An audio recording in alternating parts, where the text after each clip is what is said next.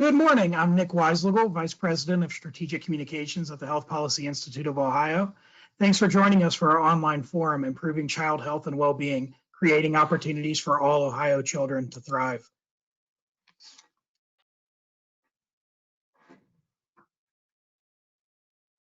Hold on, having a little trouble with the slides here.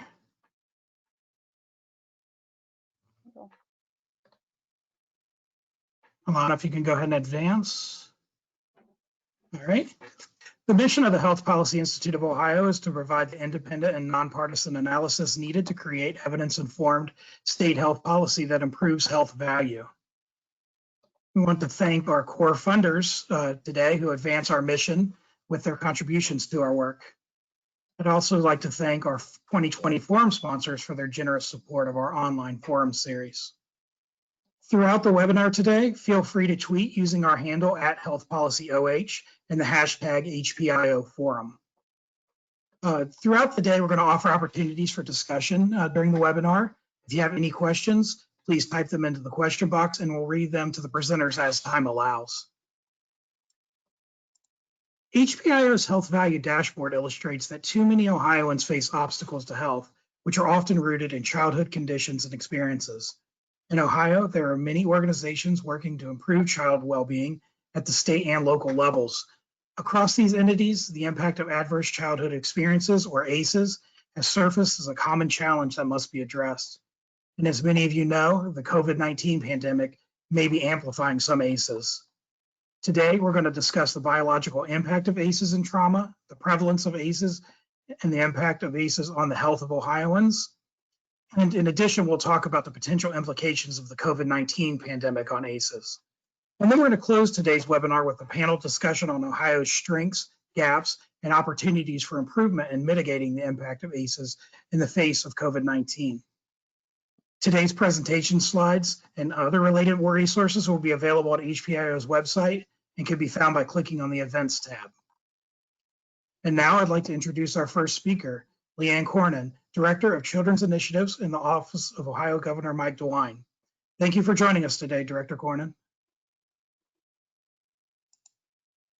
Good morning. It's a pleasure to be with everyone today to share just a few of Ohio's efforts to reduce ACEs during the COVID-19 pandemic. The slides that I'm about to present to all of you represent just a fraction of all of the incredible work going on across state government to address the needs of children, families, older Ohioans, businesses across the state. Additionally, I want to emphasize that all of our efforts that I'm about to highlight to you guys represent new interventions to support families, and these certainly build off of all of the great existing programs and investments that we are currently making in Ohio. If you are interested in learning more about Ohio's comprehensive response to COVID-19, I encourage you to visit coronavirus.ohio.gov for more information. So I wanted to start today with a quick refresher on adverse childhood experiences. And the 1998 Kaiser Permanente CDC study revealed that 10 childhood experiences are correlated with poor long-term physical and mental health outcomes for our young people. And those experiences include abuse, whether that's physical, emotional, or sexual, physical and emotional neglect, and certain kinds of household dysfunction, including parent mental illness, parental incarceration, domestic violence, parental substance abuse, and divorce. Subsequent research has also added to the number of these experiences. Some of you may be familiar with the ACE-Q survey that kind of builds on the initial 10 questions included in the original ACE study. And those experiences include involvement with the foster care system, experiences with bullying or discrimination, the death of a parent, housing instability, poverty, food insecurity, and serious illness. We know that in Ohio, unfortunately, nearly half of all of our children have experienced at least one ACE or one adverse childhood experience from that initial list of 10. then 1 in 7 Ohio children have experienced 3 or more ACEs. Research shows that children who experience 6 or more ACEs can lose up to 20 years of off their life on average because of poor health outcomes. And certainly when we look at this list of experiences, the potential impact of COVID on children and families is clear. Serious illness, death, food insecurity, a loss of job or income, and housing instability are all possible adverse experiences that our children can face. But collectively, all of these stressors can also contribute to parental substance abuse or mental illness, such as depression or anxiety, and child maltreatment. So really, our efforts throughout the pandemic have been designed to provide our families with the services and supports that they need to be stable and maintain a sense of normalcy throughout these very abnormal times. So the programs that I'm going to highlight, again, these represent just a small fraction of all of our statewide efforts, but really we've focused on expanding nutrition programs, supporting child development through childcare and home visiting services, housing assistance, and then support for some of our most vulnerable youth, such as our youth in foster care. So I will start with food assistance. We have been able to leverage a significant number of both administrative waivers and new programs across Ohio to support families in their nutrition needs. So we've been able to access 13 administrative waivers. That includes a significant number of waivers to reduce red tape, such as the need to sign a physical copy of your paperwork, which could potentially increase exposure for both our JFS, county JFS workers, as well as our families. So reducing some of those bureaucratic red tapes, pieces of red tape to help keep our workers and our families safe. But we've also been able to access waivers that increase emergency supplemental food benefits for our families, which has resulted in $480 million in additional SNAP benefits flowing into the state. We've also been able to issue 2 rounds of pandemic EBT, which are services, nutrition services for our children who are eligible for free or reduced price lunch, but aren't actually in school. Maybe they're remote learning, or they're in a hybrid setting. So we've been able to issue 2 rounds of benefits. Round 1 was earlier this spring, which resulted in $260 million in additional benefits for almost 900,000 children. And most recently, we worked with school districts across the state to issue a second round of pandemic EBT benefits, which resulted in about $86 million in new benefits for almost 500,000 children. And I just want to thank Ohio's school districts, our information technology centers, who really hustled to get us the information. We had a very short timeline to get these benefits out to children and families because of some, very short federal timelines that we were given. But they did a fantastic job, and we are so thrilled that we've been able to support so many children with additional nutrition benefits while they're not in school. And then finally, we've also been able to provide all families across the state with disaster household distribution benefits if they are at or below 230% of the federal poverty level. This provides families with boxed, shelf-stable foods for them to be able to continue to access healthy and nutritious foods. Collectively, this has resulted in more than $800 million in new benefits flowing into the state, which is great for our GDP. Some initial research has demonstrated that for every dollar in additional SNAP benefits, there's about $1.50 increase in gross domestic product. So this is not only helpful for our families, but certainly also helpful for our economy. In the childcare space, we have had a lot of incredible work going on, and we're so proud and grateful to all of our childcare providers across Ohio who have been flexible and have really strived to protect our kids and families who rely on childcare on a daily basis. So On March 25th, all childcare programs across the state closed except for our temporary pandemic childcare programs, which were programs that were serving the children of essential employees. During this time, because we know that we need childcare, on the back end of this pandemic, we continue to provide our publicly funded childcare providers with ongoing closure payments. That amounted to $130 million in additional supports to our providers during this period of closure. We also were able to stand up nearly 2,000 temporary pandemic providers. Again, those were folks who were serving our essential personnel, who were serving on the front lines. And we also were able to provide nearly $36 million in childcare for low-wage essential employees during that closure period. We reopened childcare on May 31st at reduced ratios and provided nearly $50 million in COVID support payments and ratio support payments to our providers who reopened their doors to serve individuals who were returning to work and reinvigorating our economy. And then childcare ratios returned to normal rates on August 9th. And since then, we have provided we're providing up to $30 million in incentive payments for folks to keep their ratios low. The science obviously is evolving, and we don't really know a lot about the spread of COVID in childcare centers, but certainly we're doing everything, and our childcare providers are doing everything they can to keep our kids safe, wearing masks, sanitizing, washing hands, but also, providing that incentive to keep ratios low to slow the spread.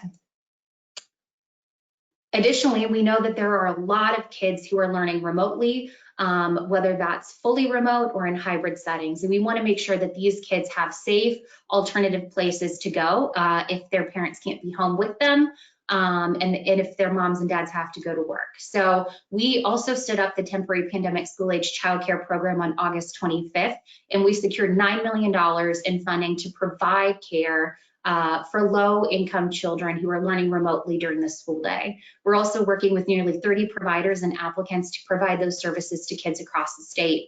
If you're a nonprofit organization, a child care center, an after-school program, I encourage you guys to reach out to the Department of Job and Family Services if you're interested in providing this care for kids.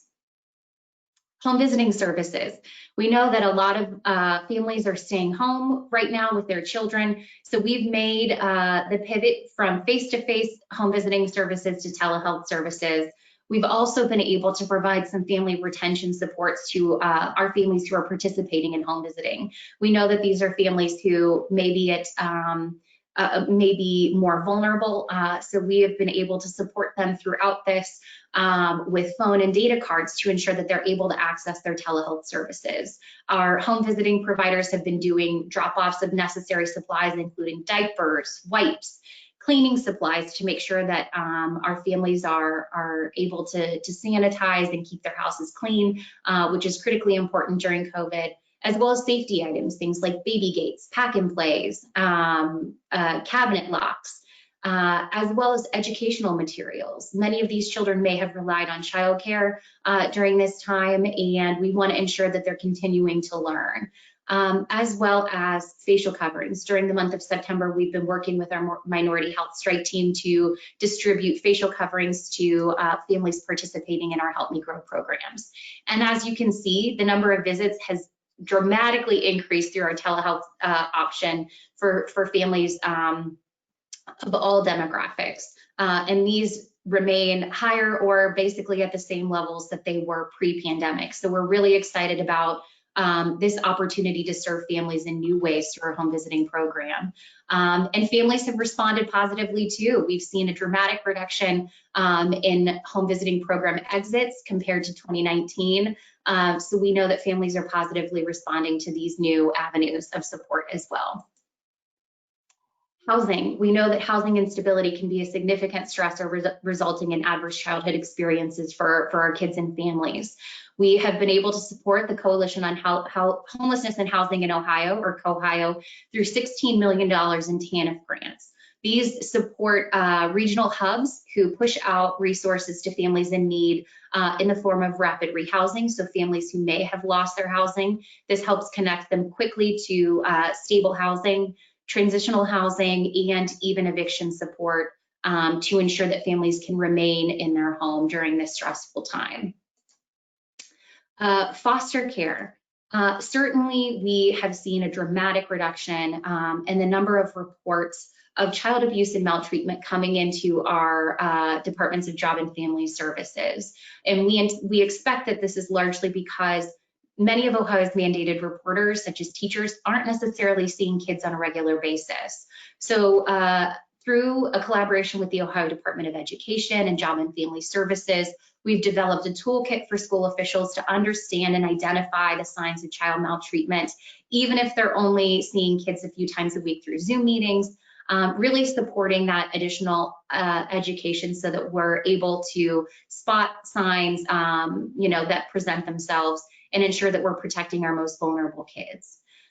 Additionally, we have extended a no age out policy. We know that for many of our youth who are turning 18 and emancipating out of the foster care system, they may have expected to go to higher education, and that those plans may have changed. They could have expected to go into the workforce, and again, those plans may have changed because of COVID. So we want to make sure that we're providing them with the ongoing support to make sure that they have their feet underneath them before they leave the foster care system.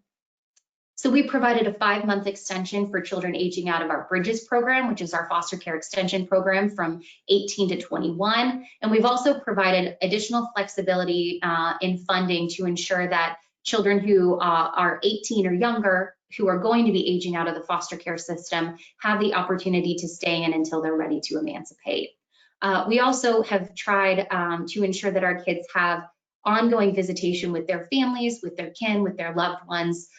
We have worked with our juvenile courts across the state to make sure, in our county PCSAs, to make sure that virtual visitation is an option. We've also provided up to $15,000 in microgrants to counties so that they can purchase technology such as tablets, webcams, Wi-Fi hotspots to make sure that our kids are able to access virtual visitation if in-person visitation isn't possible right now.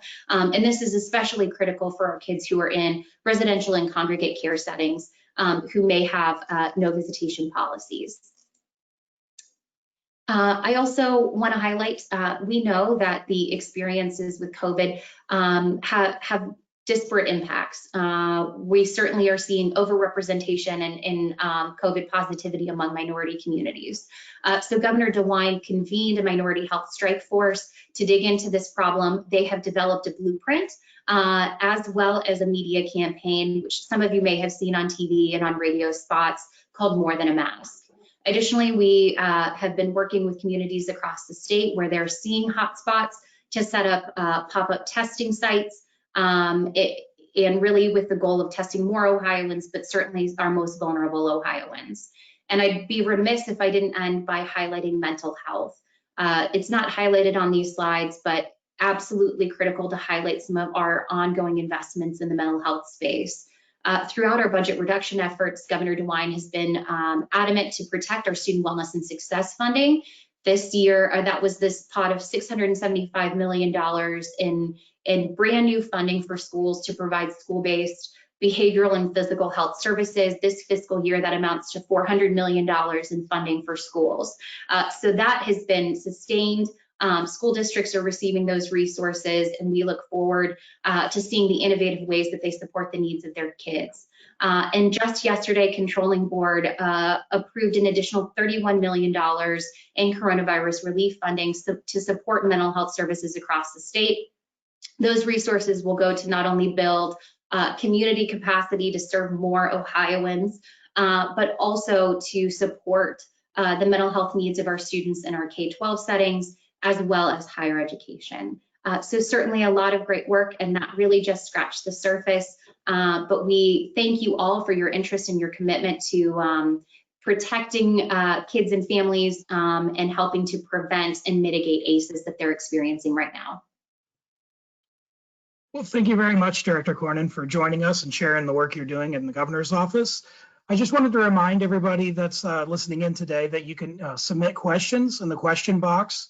And what we're going to do is in a little bit, we're going to have a stretch break. And during that break, we'll have a little bit of an opportunity to share some of those questions with our speakers. So kind of with that said, we're going to move on to our next speaker now. who's Dr. Kenneth Yeager, an associate professor in the Department of Psychiatry at The Ohio State University. He'll be discussing the biology of toxic stress and responding to adversity. Thank you, Dr. Yeager. Thank you. Hello, everyone, and I hope everyone is doing well today. I just wanted to jump on board, and actually, I want to start with an area that Leanne had just touched base on, and thinking about what we have with the impact of ACEs. Can you advance the slide, please? Okay, so talking about the biology of toxic stress and how individuals respond to adversity and how that begins to move forward. Advance slide. So before I go too far, I just want you all to know that I do have royalty dollars coming in, an endowed professorship, and a lot of the research talked about here are Institutional Research Review Board approved. Next slide, please. So the ACE study, let me go a little bit backwards, refers to the research on the prevalence and consequences of adverse childhood events across the lifespan. It's interesting that the original study was conducted by the CDC and Kaiser Permanente, looking at mostly upper to middle, upper class, college educated families that were employed and, of course, could afford Kaiser Permanente insurance. It was a very large scale study with multiple sites, including 70,000 research papers and replications that have been released since the initial study. And all of this study shows statistically significant power and outcomes. And the initial study looked at 17,000 covered lives. Next slide, please. So when we start thinking about children and where children need to be met and how do we meet them at their basic needs, we have to go back to Maslow's hierarchy of needs. And the basic needs tied to physiologic need, food, water, warmth, and rest, and security and safety as in safety needs. And it's important to notice that these are normal processes that oftentimes are disrupted by a number of external factors. Next slide, please. So what is a trauma and how do we define that? A trauma is an event or a series of events that is experienced by the individual as emotionally harmful or threatening, and it has lasting adverse effects on the individual's functioning, mental, physical, social, emotional, as well as spiritual well-being. Leanna talked about the types of abuse: physical, emotional, sexual, the neglect, physical and emotional neglect, and then the household dysfunctions, family members with mental illness, incarcerated relatives, alcohol and substance abuse, mother treated violently, and contentious divorce are all factors that resonate in the children's mind and trying to understand how to navigate this very difficult life structure. And as children age, we start to notice a predictable set of issues: a lack of physical activity, engaging in risk-taking behaviors along with smoking, alcoholism, drug work, and as people age, they are unable to function in a learning environment and a work environment. More importantly, logically, as we look at the individuals, we see a development of obesity, which then contributes to the expression of diabetes in young people, specifically type 2. We see depression. We see heightened numbers of suicide attempts and heightened numbers of sexually transmitted diseases related to promiscuity associated with the ACEs experienced. And when we think about how this involves people across time, we see emerging heart disease, cancer, stroke, COPD, osteopenia or osteoporosis in the form of broken bones because of not being able to have the right diet to be able to support the person. So why is this significant? ACEs are common Nearly 2/3 of the initial study by Feletti, or 64%, have adults have at least one ACE. Now, these studies have been replicated in different areas, showing different results, with many of them resulting in as high as 92 and 94%.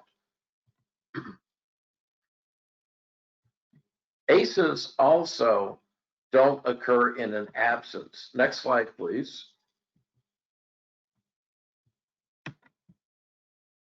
So if you have one ACE, if you're in that third population, there's an 87% chance that you'll have two or more ACEs.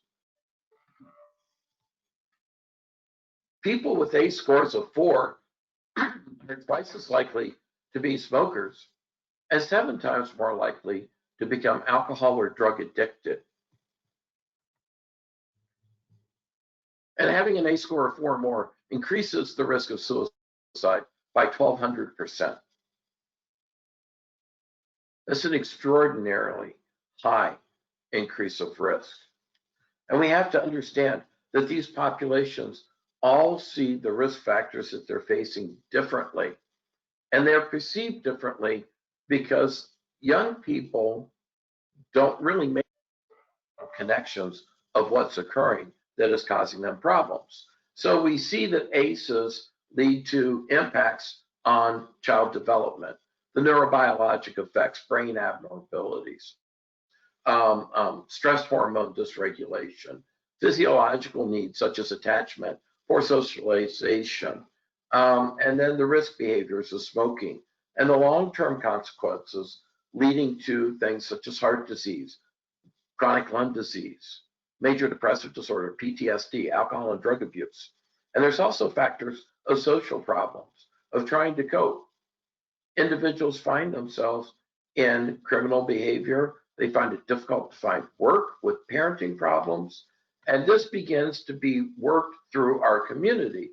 Because when you start thinking about the maltreatment, if you look at the rates of child maltreatment by age group, with the age group being on the upward axis and the percentage of children being threatened by ACEs, you can see that the age group of 0 to 3 is the group that is quickly and effectively impacted by this. And you have to start thinking, well, what's the best way to respond to this? And some people will say through the pediatrician's office, of course, but not everybody has medical insurance or access to pediatricians. Well, maybe through the schools or the churches.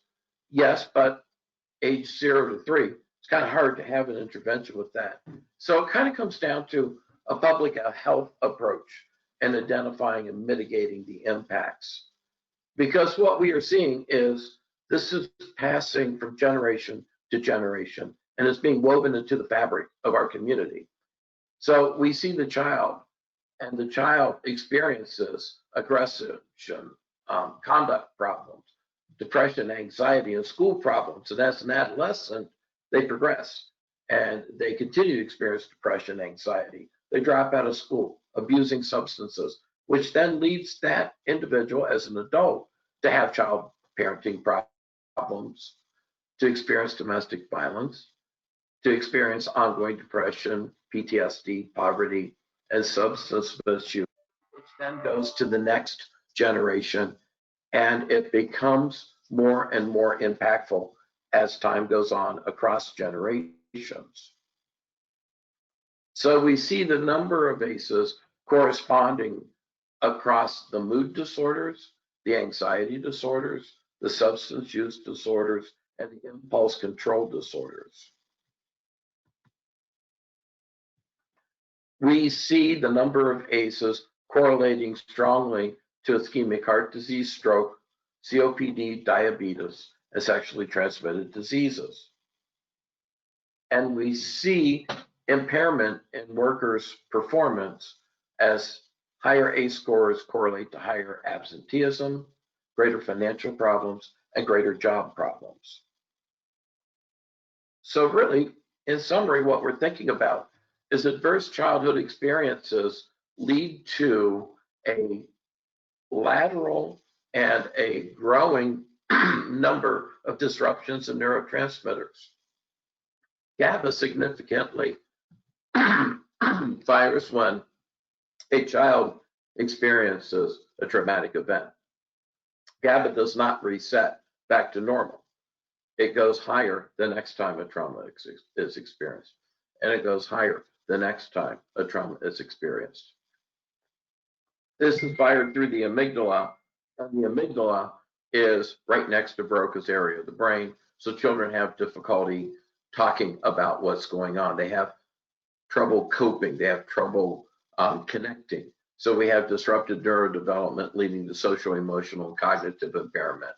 We see adoption of risk behaviors and diseases, disabilities, and social problems lead to early death, as Leanne had mentioned previously.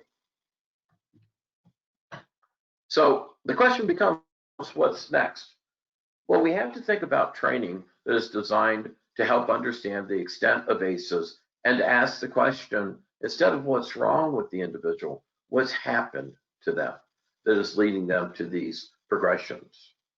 And the treatment becomes working with healthcare providers, because it's important in understanding individual needs of those who have experienced trauma.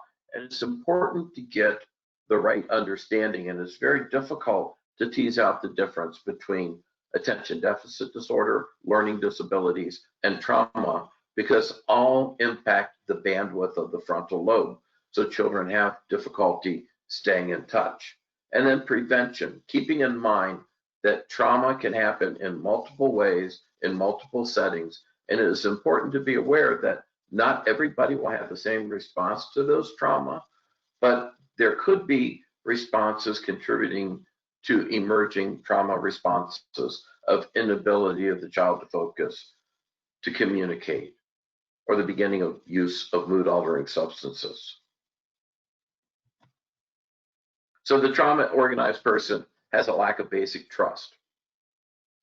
You should all be looking for a loss of emotional management or emotional dysregulation, over or underreacting to external stimuli. Problems with cognition, thought processes, again, being impacted by the narrowing bandwidth. Communication problems, because the amygdala is firing neurotransmitters right next to Broca's area of the brain. Problems with authority. Understanding that authorities are not necessarily there to protect, and they often feel that they are not being protected by the people who are supposed to be protecting them, which leads to a confused sense of justice and an inability to grieve and to anticipate the future. Because I think many of us have heard children say, what does it matter? What does it matter? I'm not going to live long enough to make a difference anyway. So I thank you for your time and your consideration, and my contact information is here, and that will be available after this presentation. So I thank you very much. Thank you, Dr. Yeager. Again, I wanted to remind everybody, if you have questions, go ahead and put them in the question box. And here in a little while, we'll take a break from the presentations and go over some of those questions. But first, I want to introduce our next speaker. Reem Ali is Vice President at HPIO, and she's going to discuss some Ohio ACEs data. Thank you, Nick. I'm glad to be joining all of you today. You've heard from Director Cornyn and Dr. Yeager on the many negative impacts of ACEs on a child's development and overall health. Unfortunately, exposure to ACEs is a significant problem in Ohio. Ohio is in the bottom quartile, ranking 37th out of 50 states and the District of Columbia on the percent of children who have been exposed to 2 or more ACEs. There are a lot of initiatives in Ohio focused on ACEs, and as you've heard, great work happening within the state. And there are concerns that the pandemic is only going to increase risk of exposure to ACEs among children in Ohio. Earlier this year, HPIO launched its Ohio ACEs Impact Project, which was incredibly timely and important prior to the pandemic, but is unfortunately even more crucial to focus attention on given our current environment. The project builds on other state and local initiatives by producing a series of 3 briefs and a resource page that provides actionable data and information to inform a comprehensive policy approach to prevent and mitigate the impact of ACEs in Ohio. Also identifies ACEs that have the most severe health and cost implications for Ohioans, and highlights evidence-informed and cost-effective strategies that can have the broadest impact on preventing and mitigating the impacts of ACEs. This project is informed by a multi-sector advisory group with state and local experts from across the state and is funded by the Ohio Department of Mental Health and Addiction Services, supported by Ohio's 2020 to 2021 SAMHSA Community Mental Health Block Grant, the HARM-H Project, the Ohio Children's Hospital Association, Interact for Health, as well as HPIO's core funders. In August, we released the first brief in the series, and in that brief, we summarized current research on how ACEs impacts health and well-being and provided Ohio-specific data on the prevalence of ACEs in Ohio and the impact of ACEs on the health of Ohioans. More specifically, this brief provided new research exploring the extent to which Ohio's health outcomes could be improved by preventing ACEs and identifying ACEs that have the most significant impact on the health of Ohioans. This is analysis that, to our knowledge, has not been conducted elsewhere. I'll be sharing the key findings from this analysis this afternoon. HPIO contracted with researchers from the Ohio University Voinovich School of Leadership and Public Affairs for the analysis conducted in this brief. And we used the most recently available data from the Behavioral Risk Factor Surveillance System ACEs module, which is from 2015, and surveyed over 7,000 adult Ohioans, asking them to recall experiences from their childhood on exposure to ACEs across the 3 categories and 8 types of ACEs that you see here. These are the 3 key findings from the brief that I'll be going over. The first key finding is that exposure to ACEs is a pervasive problem among Ohioans. We found, in alignment with what you heard earlier, that nearly 2/3 of Ohioans have been exposed to ACEs, with more than 1/3 of Ohioans exposed to 2 or more ACEs. This table that you see here provides prevalence data by each ACE.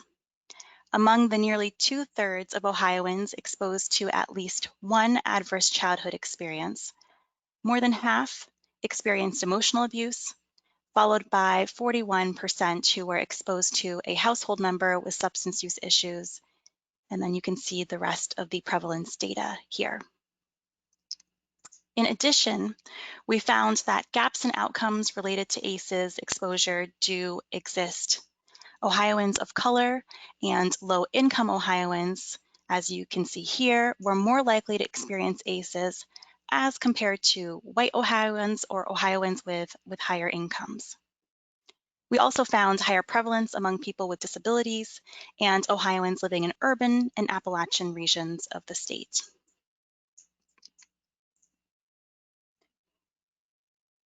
Our second key finding was that preventing ACEs can have a significant impact on the health of Ohioans. Consistent with national research findings, Ohioans who reported experiencing more ACEs were also more likely to report having depression or chronic respiratory issues, smoking or drinking heavily, and even delaying healthcare in the past year because of cost. As you see in this figure, the percent of Ohio adults who are current smokers and experienced 2 or more ACEs was almost 3 times higher than adults who reported no exposure to ACEs. And then the same holds true for adults with depression.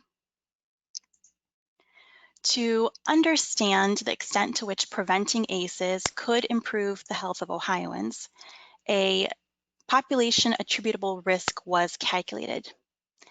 PAR, or population attributable risk, is an estimate of the percentage of an outcome observed in a population that can be attributed to a specific factor.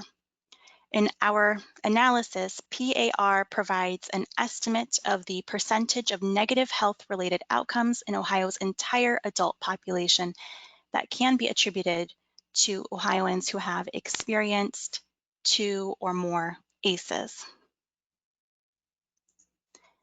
The figure that you see here illustrates the PAR, or impact of preventing ACEs, on 6 health outcomes. As an example, it shows that an estimated 36% of depression diagnoses in Ohio can be attributed to experiencing 2 or more ACEs. Another way to think about this is that if exposure to ACEs were eliminated among Ohioans, an estimated 36% of depression diagnoses could be prevented. One of the primary objectives of the Ohio ACEs Impact Project is to get a better understanding of which ACEs have the most significant impact on the health of Ohioans, because we know that not all ACEs are equal in their impact. And although the data is not perfect, it does indicate that there are some ACEs that you see here on this slide that have more significant health impacts on Ohioans. I'll give you a second to take a look at this data and information. To aid in interpretation, data analysis that you see in this figure indicates that if exposure to emotional abuse were eliminated, an estimated 16% of depression and 12% of current smoking amongst Ohioans could also be eliminated.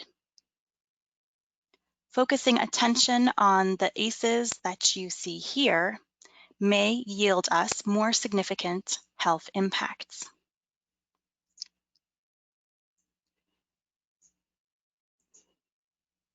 Efforts to prevent and mitigate the far-reaching impact of ACEs are incredibly critical to improving the health of Ohioans, and improvement is possible. Our briefs analysis suggests that an effective approach for addressing ACEs in Ohio requires tailoring strategies and allocating resources to the populations and communities that are most at risk for experiencing ACEs, such as Ohioans of color, Ohioans with low incomes, with disabilities, and who are residents of urban and Appalachian counties, and focusing on strategies and supports to prevent and mitigate the impacts of emotional and sexual abuse, and living in a household with someone who has a substance use disorder, a mental health problem, or who is incarcerated. Policymakers and other stakeholders can use these findings to develop a comprehensive plan that effectively prevents and mitigates the impact of ACEs and improves the overall health and well-being of Ohioans. Now, additional information on the health impact of ACEs can be found on our ACEs resource page, along with a link to our first publication, and then there will be 2 more in this series. And we'll continue to update our resource page throughout this project. And with that, I'll turn it back over to Nick to give us an opportunity to answer some questions from this presentation or the other presentations you've heard this afternoon. All right, thank you, Reem. Yeah, and at this time, we've been going for about 45 minutes. If you'd like to just stretch in your seat or stand up and walk in place or do some stretching, just anything that you want to do to kind of get your heart beating a little faster and keeping your brain engaged. And as you do that, we'll go through a few of the questions that we've gotten in the question box so far. I have a couple here, starting with some questions for Director Cornyn. I'll read the first one. I think she should be unmuted, hopefully now. If you'd like to help families link to the programs that you discussed, is that still an option? And how can we help them access the services that are available? Sure. So many of the services that I highlighted are available through the Department of Job and Family Services. Families can they can connect with their county JFS office to better understand their eligibility for many of these services. So I encourage them to do that. If families are experiencing housing instability or are facing homelessness or eviction, I encourage them to reach out to Cohio. I believe that they have a regional network set up, and I don't have all of the participating regional organizations directly in front of me, but there are some resources available to help families in those settings. Additionally, if you know of someone that might be eligible for evidence-based visiting services or may be in need of just a little bit extra support, there is a referral process for Ohio Help Me Grow. So I don't have that number directly in front of me, but I encourage them to look up Help Me Grow. There's a central referral single phone number that they can call, and they can refer those family members for services, and someone will be directly in contact with that family to let them know what services and supports are available in their community. Great, thank you. Another question for you, Director. Someone wanted to know a little bit more about virtual mental health therapy. Specifically, they mentioned a child in their life who's would not participate in the virtual therapy and thus has missed therapy and had some significant challenges. So is there in-person therapy available for such kids that are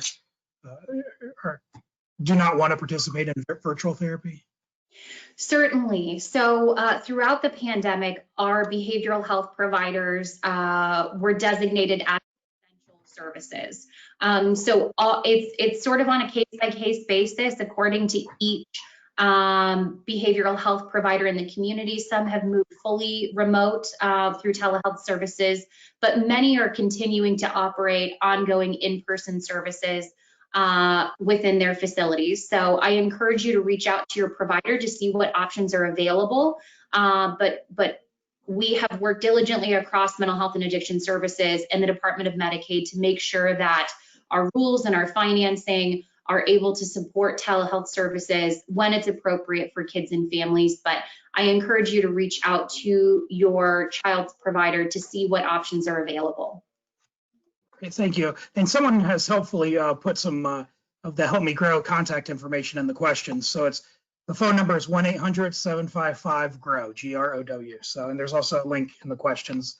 Thank you. Once that. Now I have a couple of questions for Dr. Yeager, if he could kind of unmute himself or come back to us. Yep. Okay. First question is, someone wants to know any research linking maternal ACE score with child ADHD or PTSD or other poor health outcomes. So that link between maternal ACE score and child outcomes. So the research does indicate a generational correlation. It is less clear on the ADHD connection. I know the research is being conducted right now looking at the correlations between the two, but I want to be careful to state that one is not caused by another. The research isn't taking us there to the causation, but certainly the correlation is identified. Okay, great. And then another person asked what or how to get more information on this. Do you have any recommendations for books or other resources that people could go to for more in-depth information? So for more in-depth information, I would go to ACEs Too High. Is a think tank that is a large clearinghouse of material on ACEs, and also the state webpage on ACEs is very robust in linkage to other research studies in other areas. So I think both of those would be really good sources of information. Great, thank you very much. And now we have one more question for Reem, if she could get back on here quickly. The question is, which states are in the top percentile of children exposed to 2 or more ACEs? And can Ohio try to replicate what they're doing so we can improve on that 37th percentile placement? Hope you're muted. All right, hopefully you can hear me now.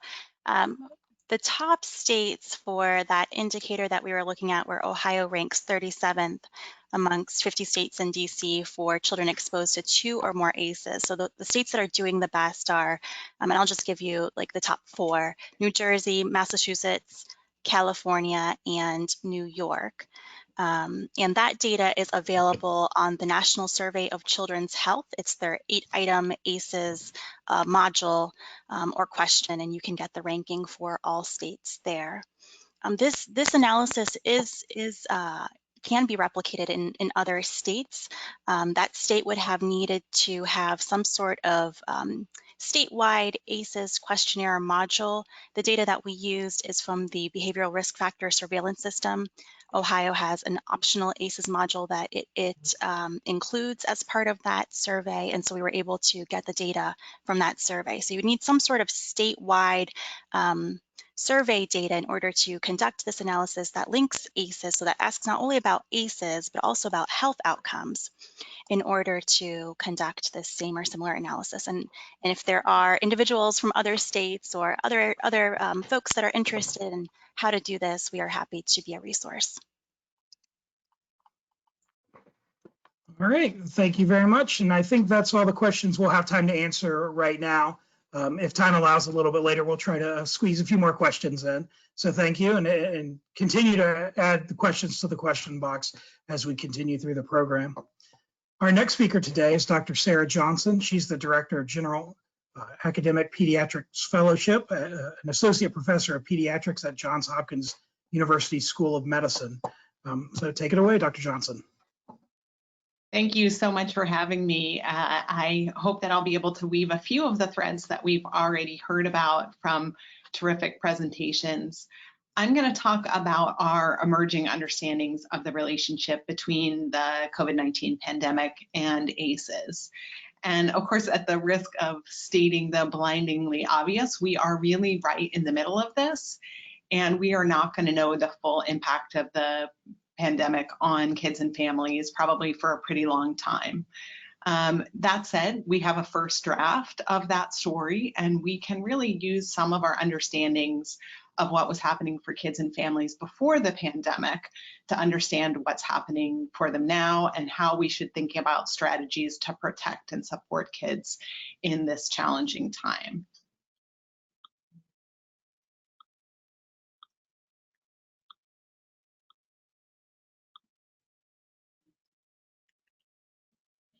I don't have any conflicts of interest to disclose.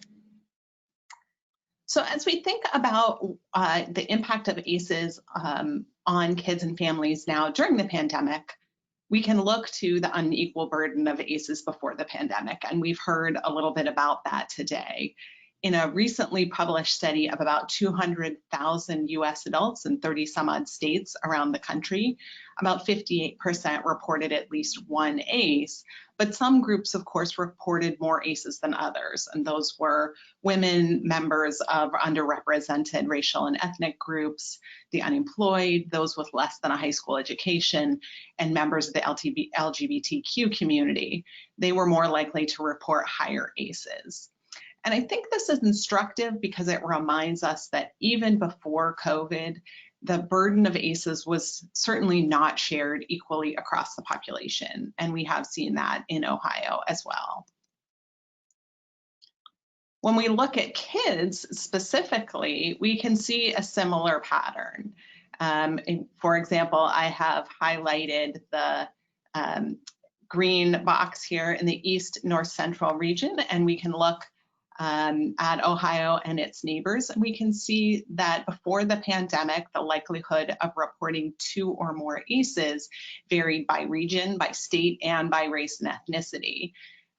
Here in the green, we see that children who identify as Black, non-Hispanic had almost double the prevalence of 2 or more ACEs as compared to white and Latinx kids. So this is well before the pandemic, but we're certainly seeing evidence that the burden of COVID disease and the burden of ACEs are disproportionately falling on the same individuals and communities.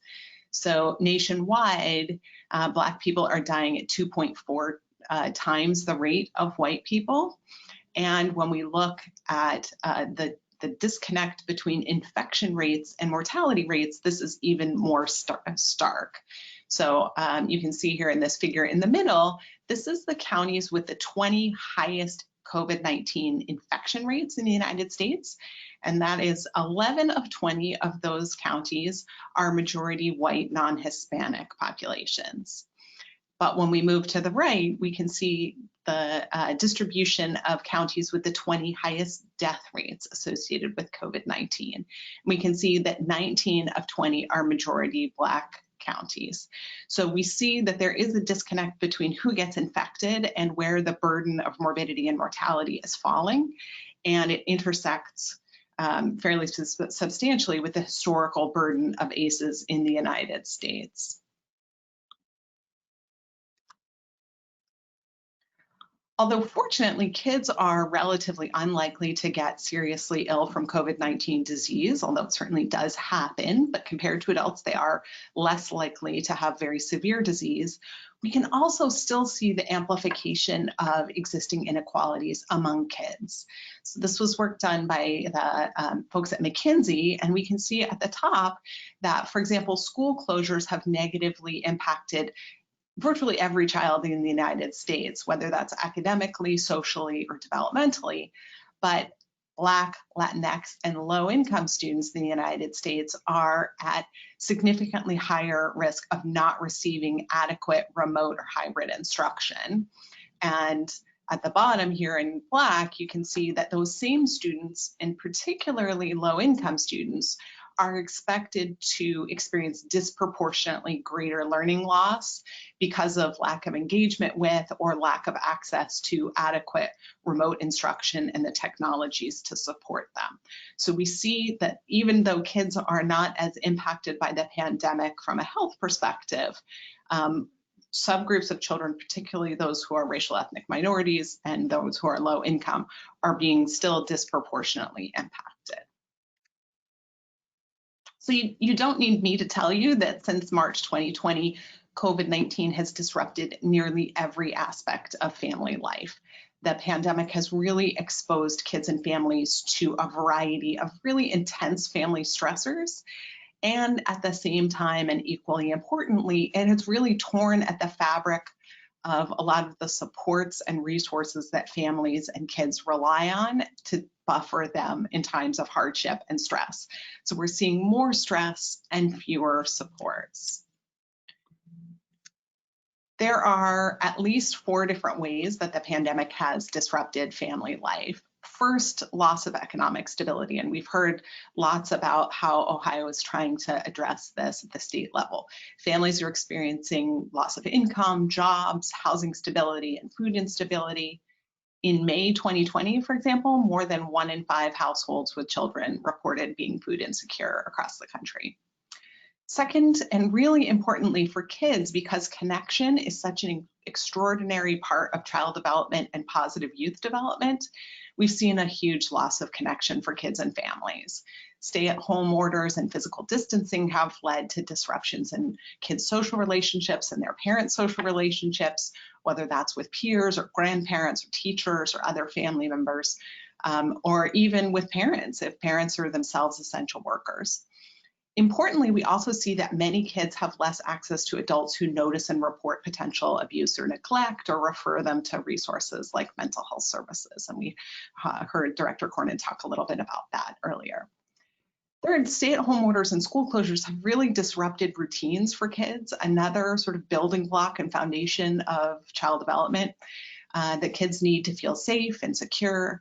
And for children whose parents don't have alternate care arrangements, which is a huge number of individuals across the socioeconomic spectrum, there really is a crisis of lack of supervision.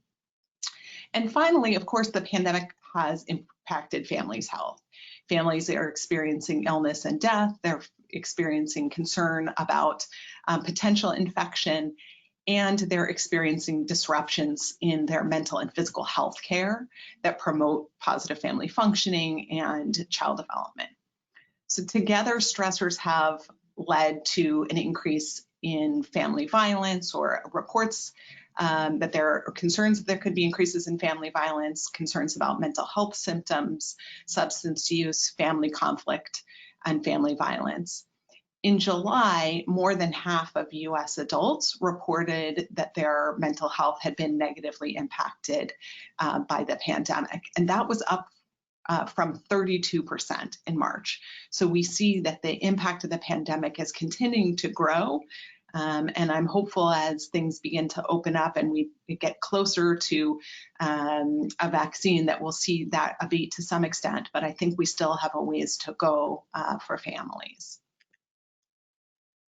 So all of this together, of course, creates kind of the perfect storm for increases in ACEs, both in terms of driving family stressors and mental health symptoms, substance use, and conflict, all kind of the bedrock of the ACE experience. And we're beginning to see this reflected in both the lay press and in the scientific literature. We're seeing reports of global increases in family violence, and we're also seeing much lower rates of reports for child abuse and maltreatment.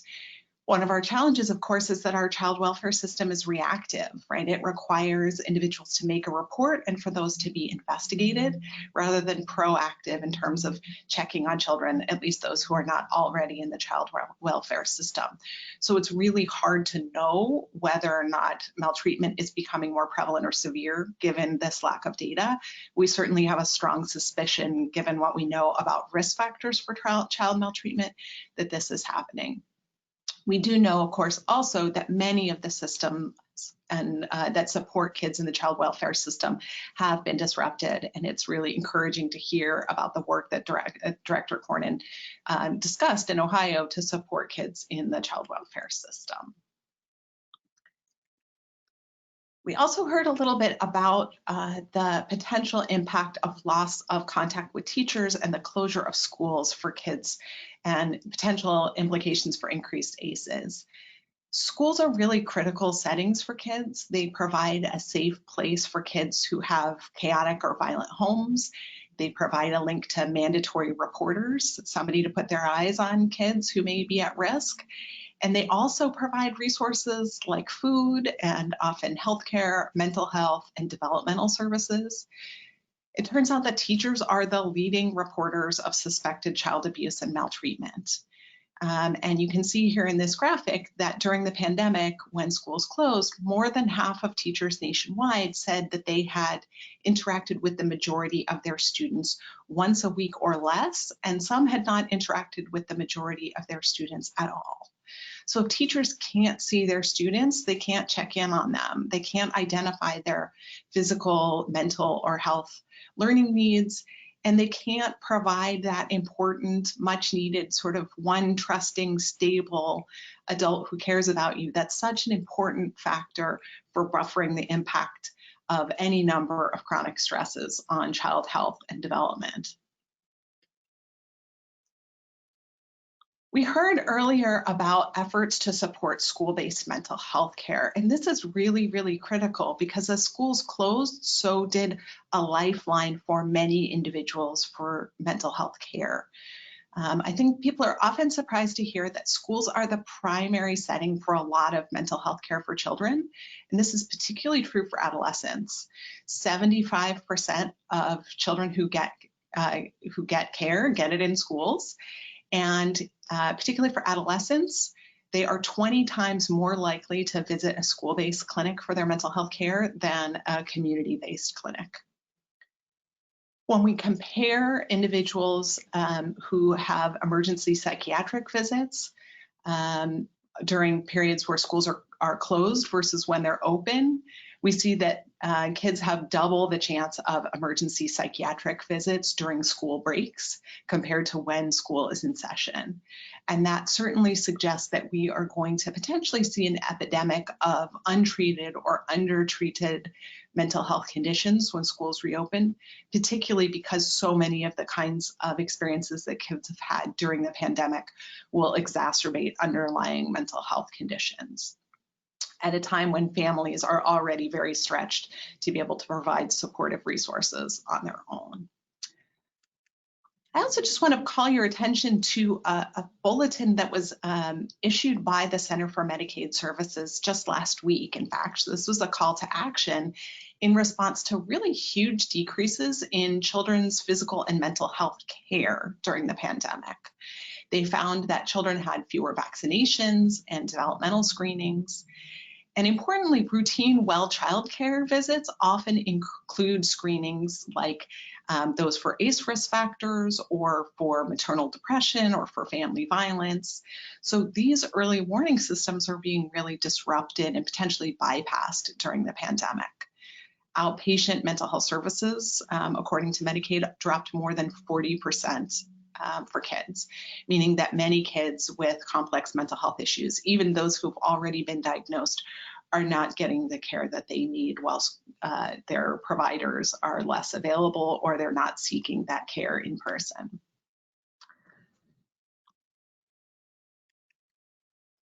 So a critical question is, how do we protect children and families, and really what should we be doing? And I go back to this idea that it's both a push me, pull you kind of situation here that's driving risk of ACEs, both greater stressors and fewer supports.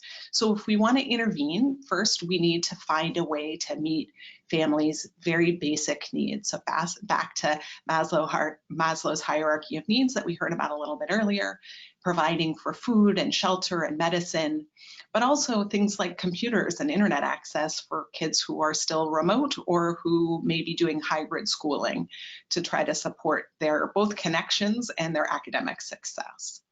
We can also continue to advocate for policies that extend unemployment benefits and prevent evictions while parents find work or precarious housing. So we are continuing to advocate as both individual child health advocates, but also we can collectively advocate for the kinds of shoring up activities that are needed to protect kids and families. Second, we can really focus on supporting caregivers to promote responsive relationships. And it is those positive relationships that protect kids from the neurobiological impact of ACEs on long-term health and developmental outcomes. So there is some work that's being done in this area, and there was work happening before the pandemic from other natural disasters. We know that online parenting resources can help promote positive and family relationships. They can help reduce maltreatment risk and promote positive family functioning. We also know that telehealth-based family interventions have been really quite effective in improving family routines, family functioning, reducing family stress, and supporting parental mental health and positive relationships with kids. But I think that it's incredibly important to note that what we also know is that any technological-based solution needs to have some kind of direct contact.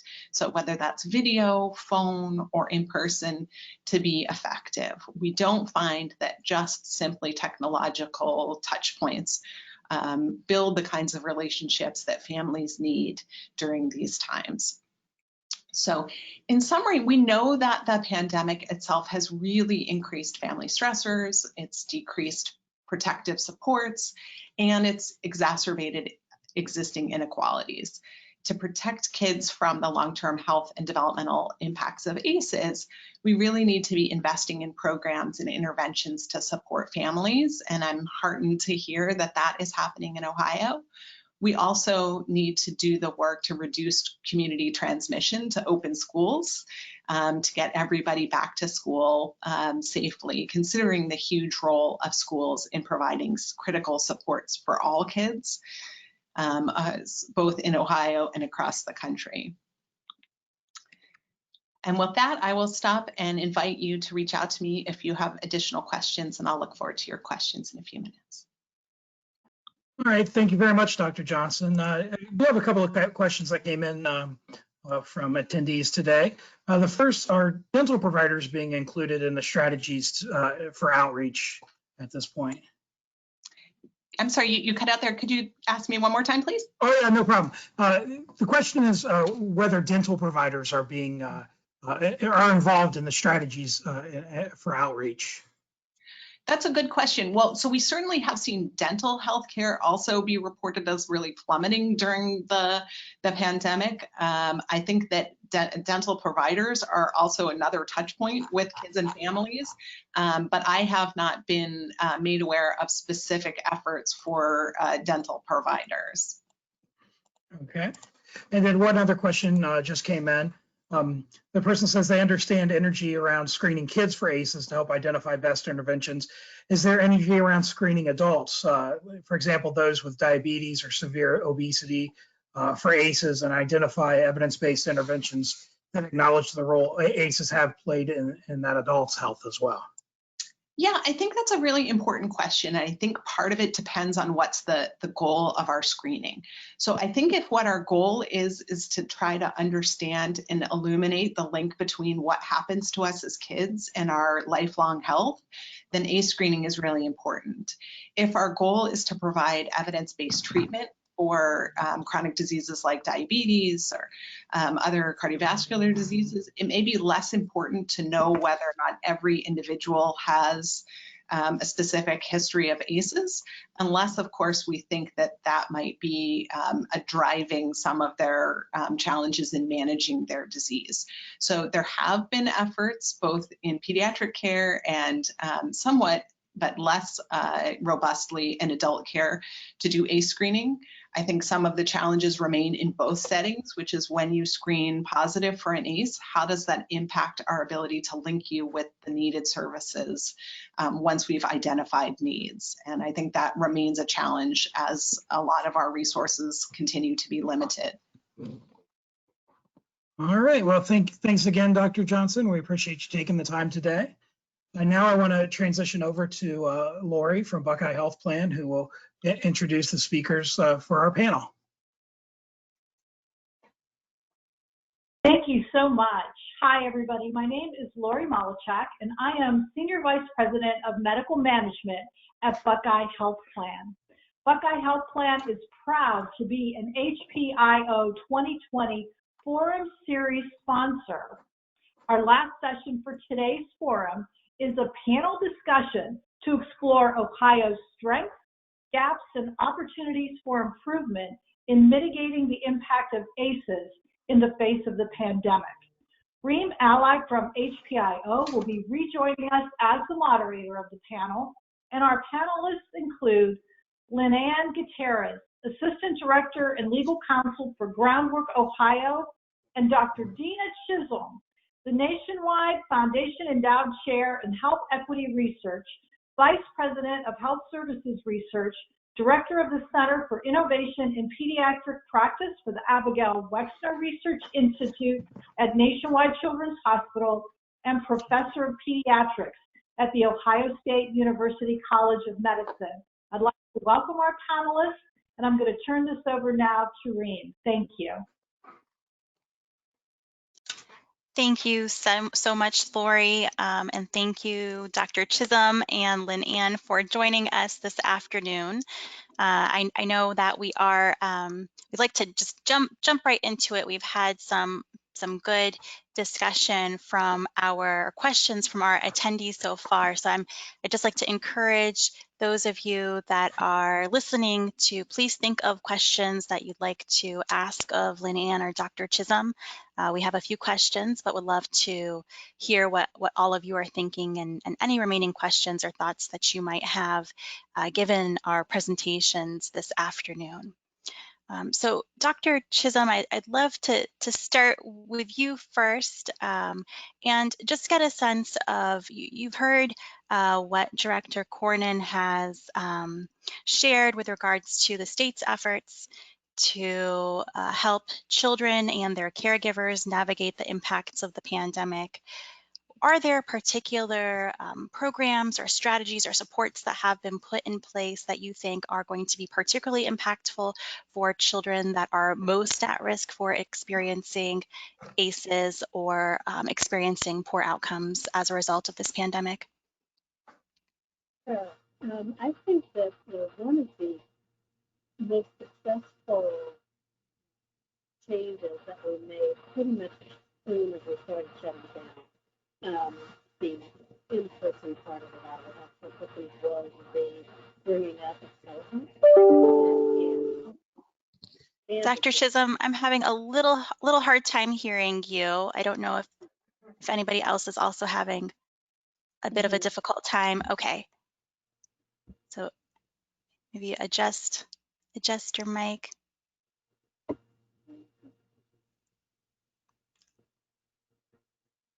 that any better? Still a little muted. It's a little better, but it still sounds like you're far away.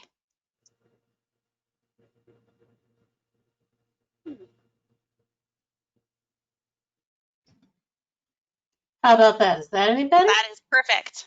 Fabulous. Okay. I switched mics from one computer to the other. Okay, sorry.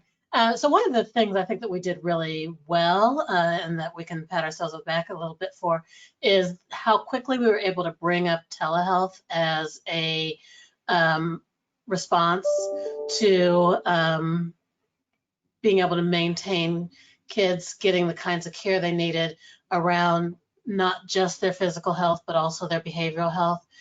We saw the numbers of visits skyrocket in terms of the number of telehealth visits we'd been doing before the shutdown and after the shutdown. And when you talk to a lot of our providers, you actually saw them saying that they were seeing some patients who they hadn't seen before. Patients who had struggled to make it to their regular appointments because of transportation issues and childcare issues and things like that, actually being more able to engage in care. And the fact that the state of Ohio jumped right in with making sure that we had the systems and payment systems in place to be able to do that made a big difference. And I think all of our state's children's providers really jumped right in, recognizing that there have been some challenges with internet access and bandwidth issues that we continue to work on. But recognizing that while teachers are one of the biggest reporters of abuse and neglect, pediatricians are also one of the biggest reporters of that. So the fact that people were able to retain relationships with their clinical providers in new ways that I think will actually stretch our engagement even further in the future was a big step. Thank you, Dr. Chisholm. And again, I encourage attendees to please go ahead and put any questions that you might have in the question box. We'd love to hear from all of you. And now Lynn Ann, Director Cornyn talked about the services and supports that were put in place to ensure that children had access to childcare, that essential workers and other parents had access to childcare in the midst of this pandemic. What other types of supports do you think are necessary to be put in place to ensure that children have access to high quality early childhood education in the midst of this pandemic and can help to provide supports that limit exposure to ACEs? Well, I first think, childcare is really, I thank Director Cornyn for the update and their work and pivoting really quickly. As Dr. Chisholm mentioned, we were able to be pretty agile in responding to the needs of our systems early on in the pandemic to do our best to have some continuity of care for our kids. And so I think my overarching comment is those investments in young children during especially both clinical and non-clinical interventions in the first 5 years of life, where we have 90% of brain growth happening, are things we absolutely have to lean in on. I know we're approaching a really difficult fiscal landscape and political landscape, even in terms of our next state budget process. And I would just encourage us to resist the urge to have a scarcity mindset in this pandemic and really lean into the high quality interventions like our preventative health care for young children, like evidence-based home visiting, like high quality childcare and the other supports that have been discussed on this call,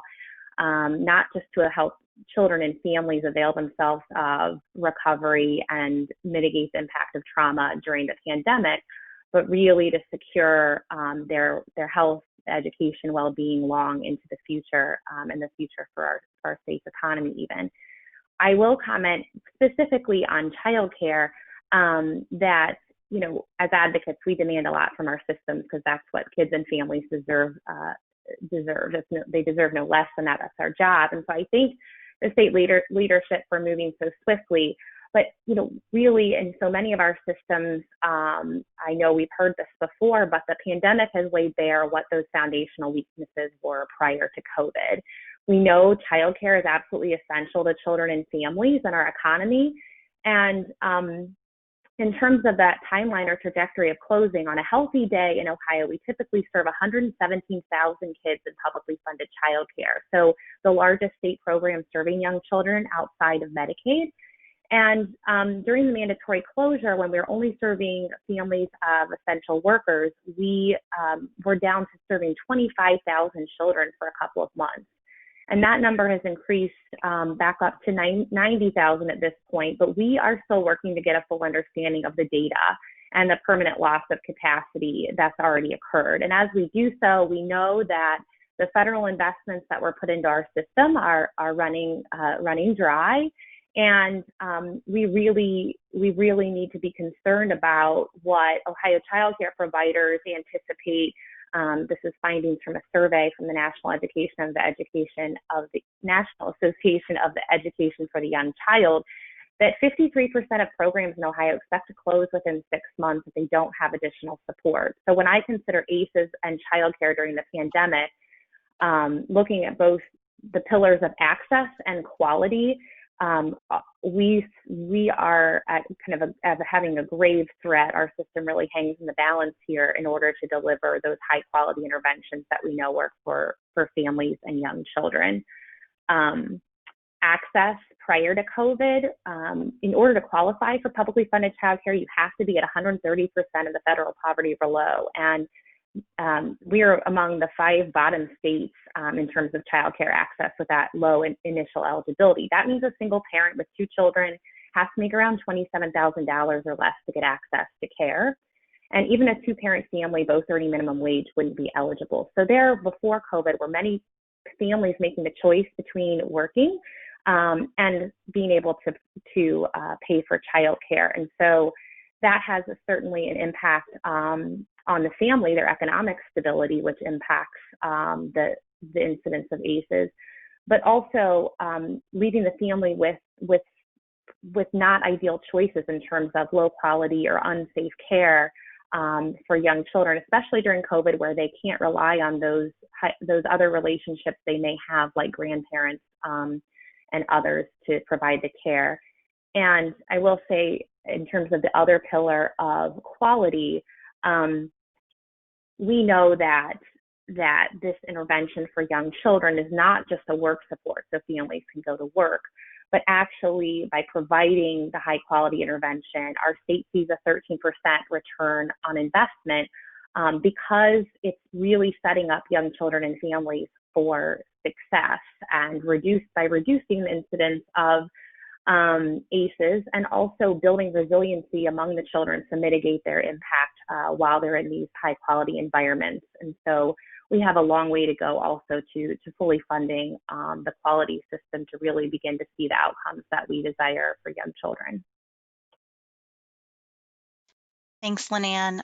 We do have a question from one of our attendees, and maybe Dr. Chisholm, you can respond first. And the question is, going forward from COVID-19 and examination of ACEs, what do you think will be the most important initiatives to invest in that decrease the impact of ACEs? And I know you mentioned telehealth. Are there other initiatives or programs or strategies that the state should continue to invest in or strengthen investment in? And I'll add to that, would love to hear your thoughts on those children that are really most at risk. Sure. You know, I don't always put all my business on the streets when I'm in presentations like this, but I think it's worth saying that, you know, when you looked at Dr. Yeager's presentation and they talked about all of the negative impacts on life that you see in people with ACEs of 3 or 4. I'm a person who has an ACE score of 7. And I say that not to say that those things aren't, that data isn't bad or that I'm special, but that resilience matters, and that what we really need to be able to do is figure out what are the institutions and what are the programs that identify points of resilience in young people and feed into those so that they work around and through the challenges that childhood and young adulthood throws at them. So, you know, high quality childcare and high quality after school programming that lets you get out of hard houses into places that nurture your creativity. Opportunities for higher education, maximizing opportunities that get you out of your town and into some place where you can grow academically and professionally. Definitely telehealth, healthcare, behavioral health, those systems, and really creating models in those populations that are most challenged to understand that those things are things that they do. Because there's always a little bit of a cultural gap that says, my people don't do mental health, or my people don't need that. I'm okay, I can raise my child, I can get through this on my own because I've had to get through stuff on my own forever, and I know how to do that, and see getting help as failure.